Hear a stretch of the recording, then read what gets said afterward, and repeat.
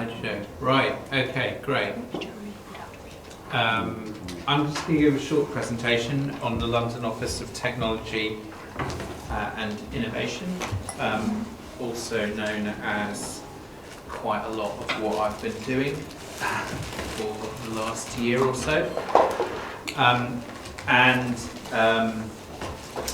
So this is a kind of new and rather uniquely formed organisation that deals with how we become a smarter city. And I think the key thing for everyone here is how we, as an organisation, relate to it and how we can use it to our maximum advantage. So I'll just take you through kind of how it came about. So, in all of our strategies here at the GLA and all of the pressures that London is facing, we think that technology can be a solution to them, whether it's population growth to almost 11 million people, challenges around how they move around the city, air quality, I say smart cities here, but how we deal with technology. Technology can help us deal with technology or data. The housing crisis and poverty. Technology plays a really major part. And at the fundamental point about technology is it shouldn't be technology for its own sake, it should meet citizen needs. So we think we can make better use of data and digital services to meet these challenges through a variety of means. And London has and the GLA has a great place to start with, because we have the London Data Store, which, if you think about it historically, was one of the first platforms where cities had published their data openly. We've been through the arguments of like, should we keep it closed or should we publish things openly? I mean, there's still things to resolve within this organisation, but I mean, I think as a broad point, being able to put 800 data sets up from 200 in 2010 is a major achievement. And then with live data, Transport for London's unified API is a major advance. Other cities in the world just simply don't have that. It enabled 600 applications, including Citymapper, which I increasingly use having moved to South London, in the way that I think something like over half of citizens in London use an application that's derived in some form or another from TfL's live feeds of data. So it's been a tremendous boost to the economy, and it's met citizens' needs as well. So that backstory is really, really important to us. So we came together with Smarter London Together, which had over 20 initiatives, some of them legacy initiatives, some initiatives corralled things that we were doing that were kind of corralled into this and for sort of branding purposes, and I'd pay a bit more attention to them, but others which are new initiatives and new approaches for the organisation. So I've done a presentation on this before, but effectively our roadmap is a sort of more of a, it allows us to think about technology hopefully in a more consistent way, and to prioritise that capacity building that we need as an organisation, as a GLA group and as a city. So more user design services, new deal for city data, investment in connectivity, Sarah's work, digital leadership and skills, enhancing public service capability, and then what I'm going to talk about today, improving citywide collaboration. Because when I go and talk to, when you go and talk to people from other cities outside of the UK, the constitutional sort of position of London government is sometimes a little bit alien to them. But nonetheless, all cities face a collaboration problem. We have one where we've got big agencies like TfL and the Met Police, and then 32 delivery boroughs across London. Most cities have a collaboration problem because they have more organisations like TfL. So if you went to the States and talked to my colleague Carrie, who is CDO of San Francisco, she comes from Gospel Oak in London, CDO of San Francisco, and she will talk about how the big city departments there each have their own cultures of technology, their own ways of buying things, and it's really impossible to get things done.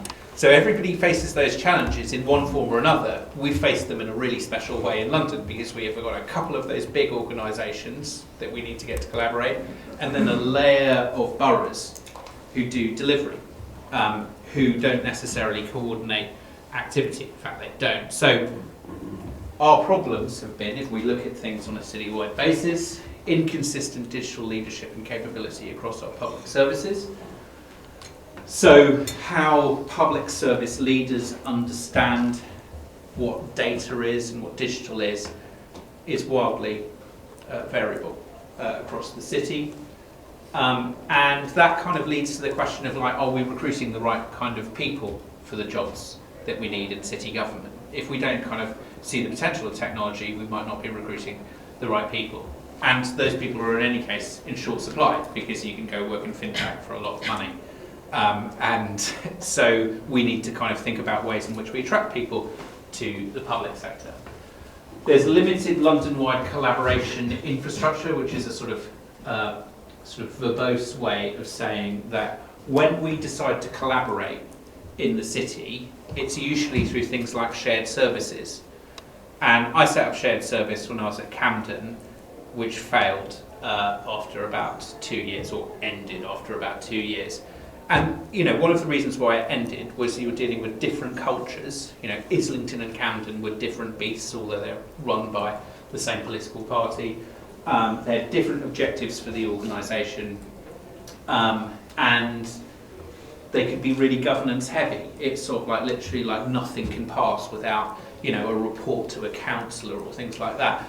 On the other hand, when we kind of do joint initiatives at an officer level, officers will be like, I know X in Brent, let's do something with them. They're facing the same challenge, which is great. But where's the strategy behind it? Why isn't that connection happening with more boroughs? So we don't have that collaboration infrastructure. Or sometimes with London councils, we've tried to do it only on a pan-London level. So there's this thing called London Ventures. We're trying to scale technology solutions across London. So it's like, right, let's try and do this for 32 boroughs.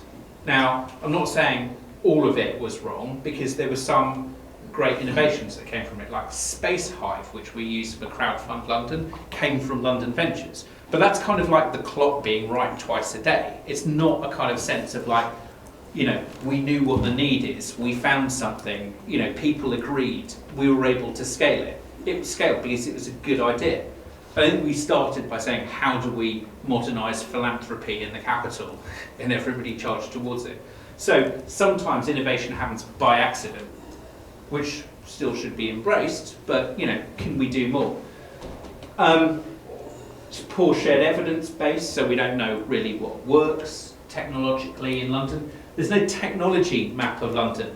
And by that I mean the operations of public services are probably known by that public service, but they're not known generally. So I can't tell you how many people use the same planning application or planning service in London. Well, actually I can, because Molly upstairs went out and found out by visiting 26 authorities. Now we can't, this is insane, we can't spend officer time finding out stuff like this by sending people to councils and asking them, and creating, links of councils between officers who might move on, a couple of months later, like Sarah's work on connectivity. Like at any given point, probably a handful of officers won't be the people that you spoke to a couple of months beforehand, and that's probably quite a shared experience.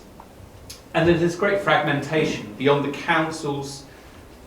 About 50 NHS trusts, 48 universities, including 6 global universities, a GovTech sector. We've got like loads of people doing civic tech and tech for good.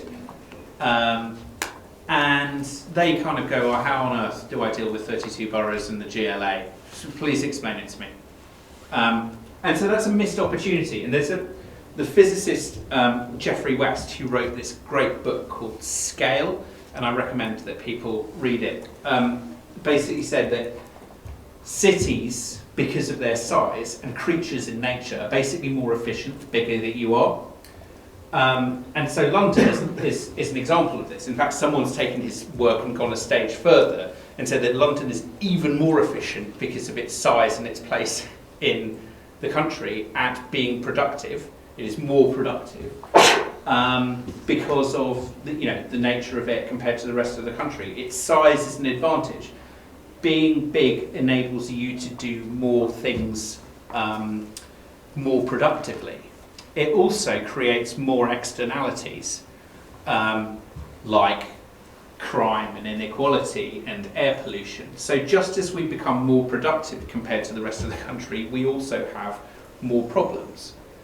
And so the challenge for us is that some organisations are able to do things at scale across London, like Transport for London, enable people to move around more through contactless payment, which is a fantastic innovation that's being rolled out across the world, because it can provide a London-wide service, whereas a borough dealing with poverty or energy efficiency or a host of important issues doesn't get the benefit of that scale because it's not working with another borough. So we've got something where we've got a situation where potentially our public services in our areas are locked in a place where they suffer the externalities, negative externalities, but not the positives. So we as a strategic body need to fix that.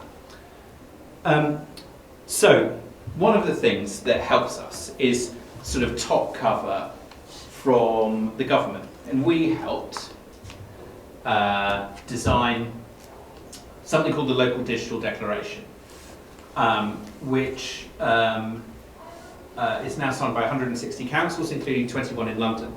And this gives us a kind of framework for why we want to how we want to digitally transform services. And I recommend everybody reads it, and no doubt you've been involved, some of you in one way or another, in the principles of Local Digital Declaration, even though you might not have known it. And this says we should redesign our services around the needs of people using them. Pretty straightforward statement, but actually this is packed with an ideology, if you like, of service design. That says we should do things, we should develop our policies in a different way. It suggests that we take the approaches of creating a digital service and apply them in a policy setting. So how do we create a hypothesis, test it, iterate it, constantly fail fast, constantly develop an idea that meets the needs of people using them, that is based upon user research. And so whilst those methodologies have been created in the digital world, think about how they apply to policy-making process. Instead of a kind of solution-driven sort of, I think this will solve the problem, let's fund that and switch it on, and then sometimes it doesn't work, and then just kind of go, well, never mind that, we'll just find something else. I'm being, characterising this bluntly. We have something that is more of a living service, that is more responsive to user need, so therefore relies more on data and data flows. We need to fix our plumbing to break dependence on inflexible tech, and use open standards to give common structure to the data that we create. We create the building blocks of us doing more stuff together, and challenge proprietary technology that stops us working together. Safe and secure ways, digital leadership, and work in the open. So that digital declaration, which has been signed by all of these councils, allows us to create a family, a community of people who work together with a common purpose, not only when we design digital products, but also when we're thinking about designing policies. And so that, when we signed the Local Digital Declaration, we had a pledge. And our pledge was to create an institution that would make those principles come alive in London, so we could build those building blocks of scale and innovation. And so our definition, this isn't the logo, by the way, because that would be totally against my thinking on proprietary goods. It's a Microsoft share sign, but we're coming up with one. So what LOTI is a new citywide function which will build common capability to collaborate and scale digital data and technology across London's public services. That's what it will do. It was developed over the last 2 years almost. I was working on it when I was at Camden, and we've worked with a variety of people who've helped us, money from Bloomberg Associates. We paid Arab Stance and FutureGov to do a report for us. Accenture gave us access to their think tank with their Chewbacca armchairs and nice lunch, so we could think with the CIOs how this would be developed. It's not going to be based at the GLA. It's going to be funded a bit by the GLA, but it's going to be based at London councils, where the councils are.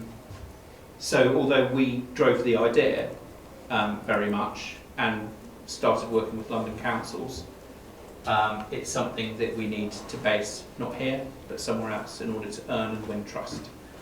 The new business model is that it's funded in part by a grant from the GLA, £100,000, in part funded by London councils, £100,000 a year, and core boroughs.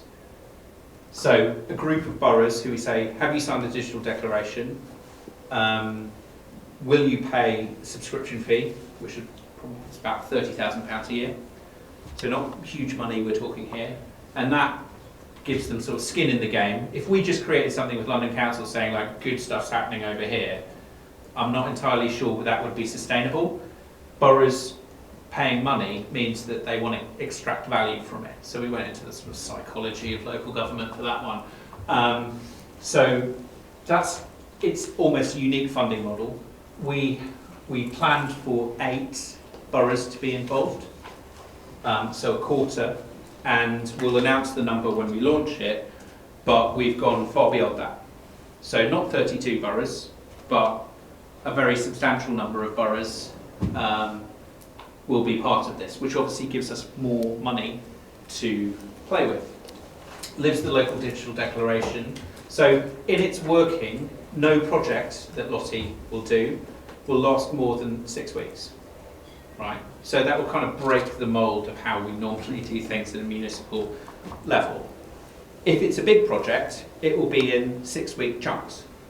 And so the idea is to have a drumbeat of delivery. It's all about delivery, working with people, and if people drop off, fine. We'll know what projects are sustainable, what people really need, what their enthusiasm is. We're not going to go chasing down projects that people don't actually want to do.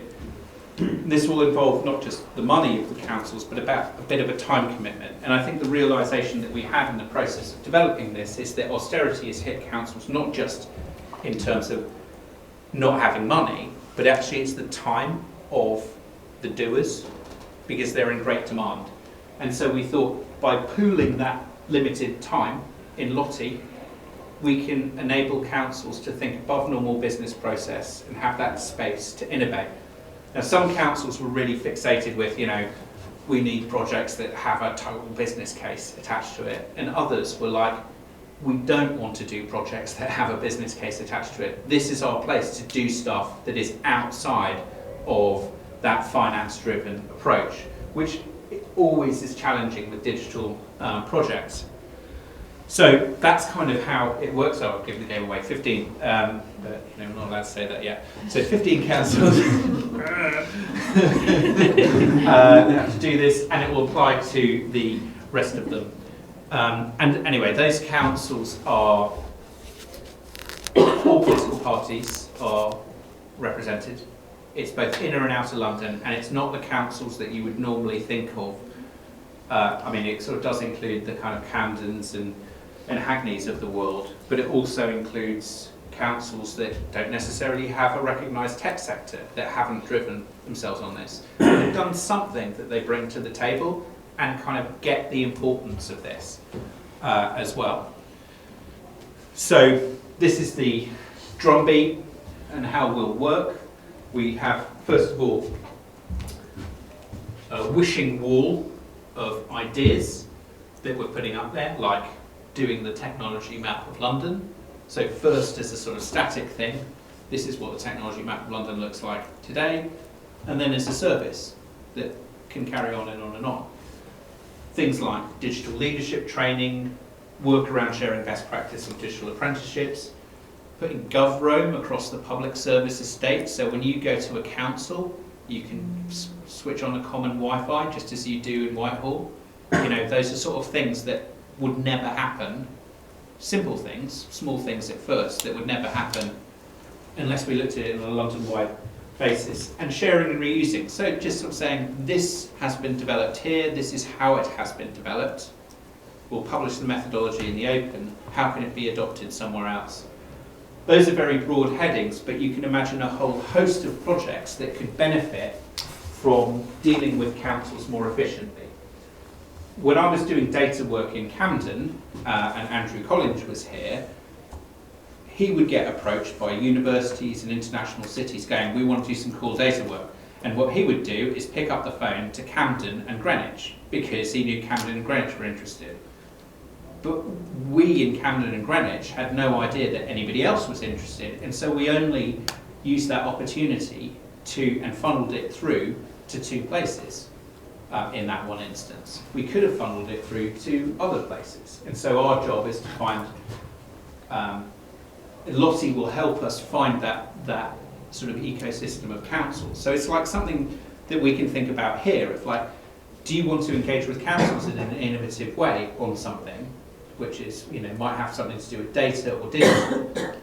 One of the routes would be to put it through the wishing wall process here and see whether that could be of assistance in either you generating a group of people, a group of councils to work with, or actually a project might benefit from LOTI. So a process going through here might just result in better information for you, not an actual product. So that goes into the pipeline of LOTI projects, drumbeat, 6-week chunks, 2-week sprints, etc. And then transfer to councils. That's how it's supposed to work in theory, at least.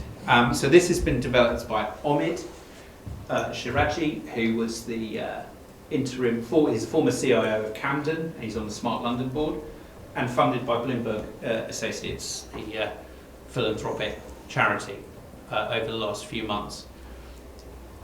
The interesting thing for us also is how this fits into the ecosystem and how we do asks of the ecosystem. So by ecosystem I mean catapults and colleges and bits of the GLA and the various bodies in London. And we're going to start asking them now in advance of the launch. We're going to popularise what LOTI is, many of them know already, and ask them if they've got any projects that they can throw onto the wishing wall, name one quick contact to coordinate with us, you know, give us their logo, and think about how they iterate relationships with us. And I think this is really, really important with universities, which I think have changed quite dramatically over the last 10 years and look a bit more outwards. There's so many interesting things going on in universities, and when I look at Bristol and what they've done as a smart city, they've done loads because Bristol City Council and Bristol University are like really close, and Bristol's got a population of 450,000, and so if you're the council you turn to the university and vice versa. In London, this would be some really cool stuff going on in Sutton on smart city initiatives, and they'd work with Kingston University, which is fine. But why aren't they working with Imperial? It's because they don't know. And basic people's relationships will be, you know, they literally, it's like, I met this person at an event. That's how they'll meet. They won't meet because we've provided that kind of strategic glue, if you like, on this. So we're looking at the moment to develop those relationships. So that's kind of takeaway for people here. And how you can help us at the moment is help us build that richer picture of the ecosystem, as I've just said. Identify GLA projects for the wishing wall. whether they could be joint bids on stuff or things that we want to design with LOTI, ideas we want to test. One of the things coming out of our work with the Smart London board, which we'll put a little bit of money behind, but then we hope that LOTI will put a bit of money into, is work on data ethics and algorithmic transparency. Because individually, boroughs won't think about algorithmic transparency, which is a growing issue of concern in smart cities, but London-wide it's a bit of an issue, so we need to bring those two bits together. And so if we can come up with questions or a code of practice developed with the boroughs on algorithmic transparency, LOTI is perfect for that. So there may be things that you're working on that you need that engagement with either people who are at the coalface of digital delivery or data, or you want to get the views of, digitally leading councils. This will be not the way, but a new way for you to do that. And then finally, to get involved in the network, we have, through the digital transformation team, tried to kind of turn the dial slightly on what it means to convene stuff at City Hall. So, not just meeting in Committee Room 2, but transforming Committee Room 2 into, an unconference, new ways of engagement like that, mobilising some of our connections outside so we can do more fun things together, that we can connect people who wouldn't normally be connected around the times they want to be connected as well. And so a big London-wide network will arise from LOTI, probably driven by LOTI, where professionals with shared interests can get together. So maybe picking up on some of the work that's already in play with the GLA, bringing together people from the service design community, and enhancing those London networks, which we think is really, really important. We know it can work because this is kind of what's happening in Whitehall, where staff are basically self-organising around design and the sharing of ideas and bringing in speakers, meeting at breakfast or, just after work.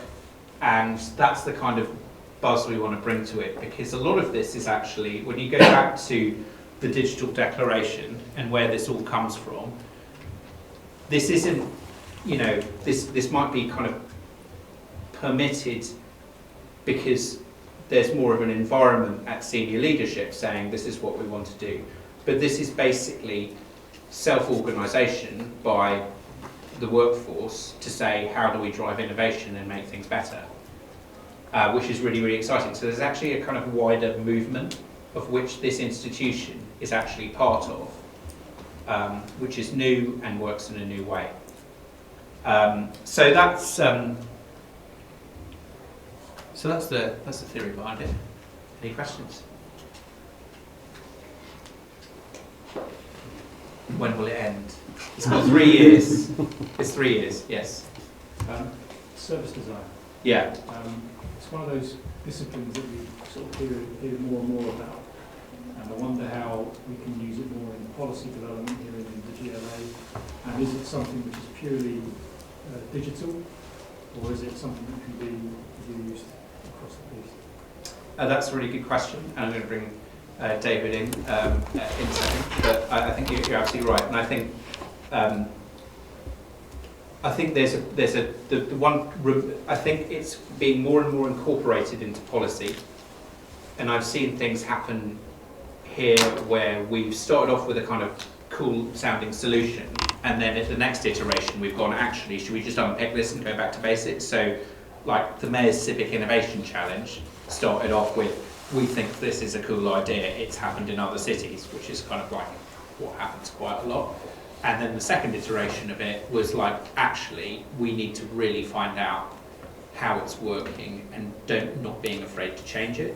I think a further piece, which LOTI helps enable, is a discussion at a senior policy level, including with politicians, about how design principles are actually part of democracy, and that has yet to happen, but it's important also in this organisation too. But Dave, do you want to just outline your work and how you so far and how we've popularised things? So there's a lot of really good work currently being done in central government in the user-centred design policy space, especially in Ministry of Justice, Department of Education.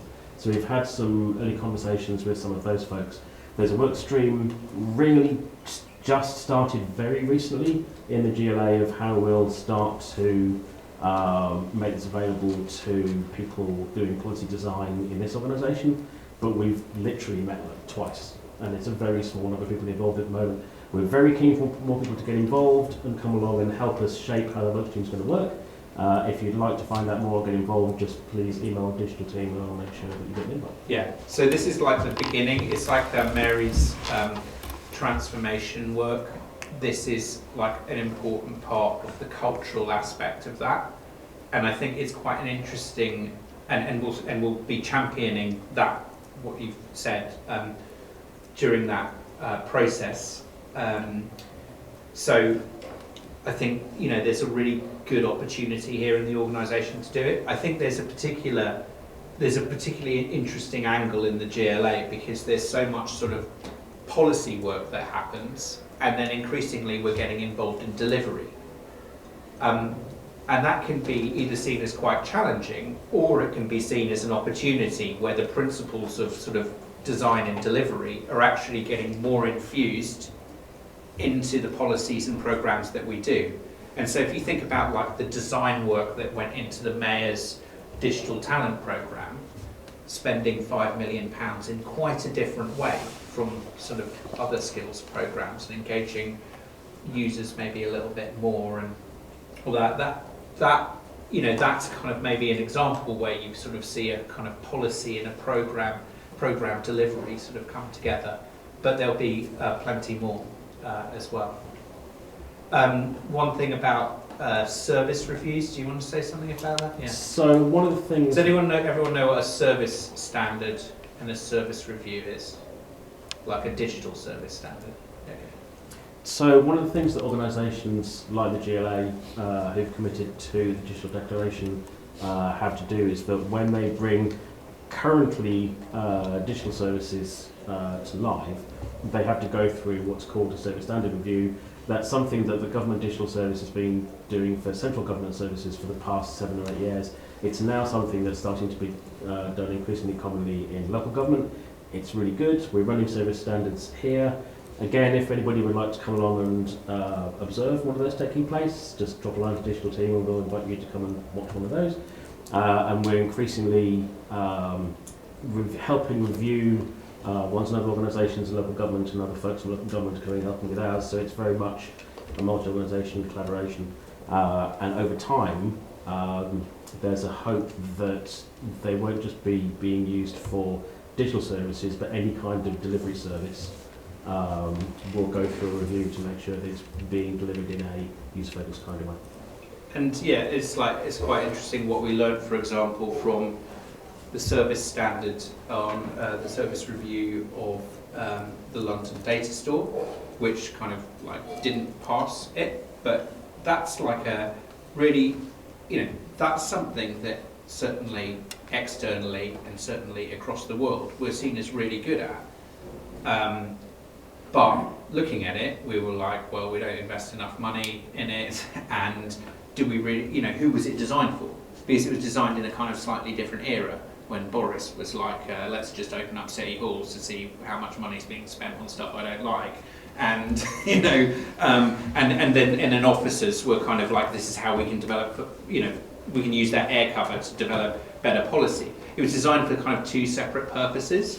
And then if you thought, well, if I created something like that today, an outward-facing view of how we use data for London, I'd make it more accessible, I'd enable people to visualise things more, I'd ask them about the kinds of data that they actually want, how do we curate the questions, and so like all sorts of interesting things flow from that can make stuff that we've done for quite a long time actually really modern and and relevant to a new generation of users.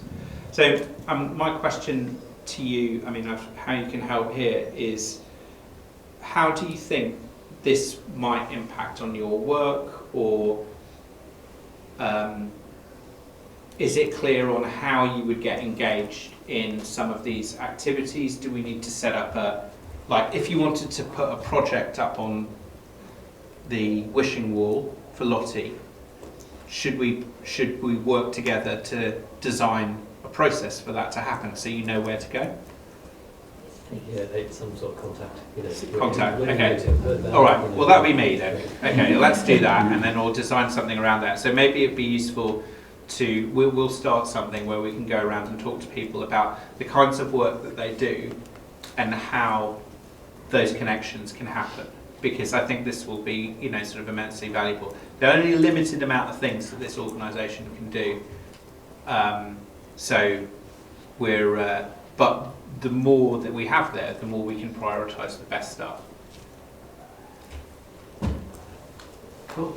Yeah. Yeah. Just, do you see LOTI as being an organisation that will sort of pay people to develop solutions, or is it more about getting people to talk to each other and share resources, and so they can develop their own solutions better? It's a bit of both. It will have a budget to commission development, and I think it will grow over time to not just do projects, but actually bring in projects from the outside. It's got great partnership potential as well. So it will be, when yesterday we went through the appointments of the new director, so it's actually going to happen, and it was like really interesting of like where our focus wanted to be, and it will be a bit of both, as it also will be a bit of, there'll be some projects that will be quite business casey, and there'll be some projects that will be like, let's just totally take a punt on this. I think its style at the beginning will probably be about capacity building in London, and that's because of the lessons we've learned from the past, notably London Ventures, which is like, we think we understand your needs, we've gone out to the market to find a project that we think matches it, go, and we realised that half of the boroughs weren't in the place to be able to adopt something anyway. There'll be a bit of that, but there'll also be, so there'll be a bit of like a heavy emphasis on sort of B2B, as it were, public sector, helping public sector. But ultimately, and this is a challenge put down to us by the politicians of London, we need this to fix stuff that matters to citizens. So I think in the end, not just this, but I think our general work needs to focus more on London-wide issues that we can solve. I'm not saying any of these are particular priorities, but when I go along to a place and people say, what do you do, and and I ask them what do they want from digital services in London, they're like, why isn't there a parking app for London? Which is, the answer to that is quite lengthy, but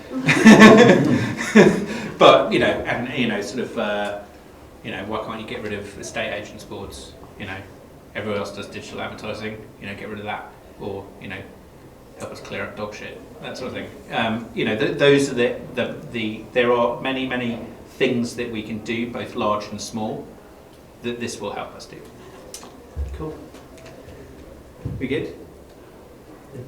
So you know how to contact me. Please do ask me any question you would like about this. And we've got sort of quite good hopes for how this works. It is based upon a model that already exists, in line with Sadiq's approach of like, if there's a good idea from someone else, we will definitely take it. So this model with a heavier governance framework already exists in Scotland, with most of the boroughs being involved. We took the best bits of that, and we think we kind of like, pimped it up a little bit, and it's going to have a cool logo, and I really want us to get some merch, and and it's run by London councils, so they can answer the questions on that.